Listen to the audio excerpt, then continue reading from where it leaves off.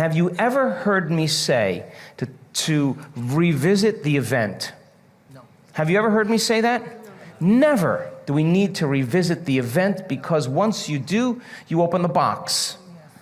But what we want to do is overcome the emotion, because that's just what's lasting from the event. Living in guilt or grief or shame or unworthiness. I had someone tell me they lost a loved one the other day. And I said, well, okay.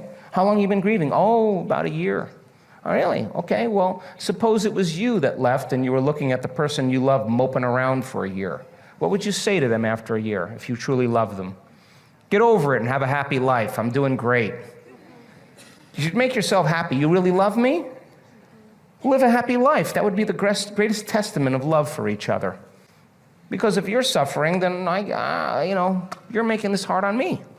And so then we always have to update our versions about reality, because it's the only way that we adapt.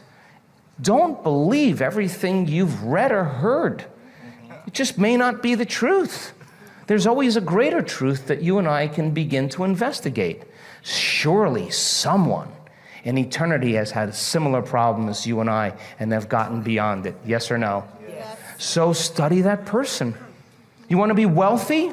Study wealthy people. Don't just have some panacea that you're just going to get wealthy. Read about wealthy people and find out that they lost everything and failed miserably 20, 50 times.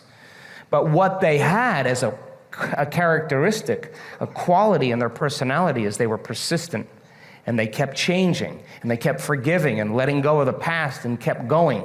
And sooner or later they ran into it, and when they had all the money they wanted, it was never about the money. It was just about that they could prove to themselves that they can do it. And you and I are no different than that. But if you can't create a future because of some emotion that keeps you in the past, you're going to have to square off with that emotion.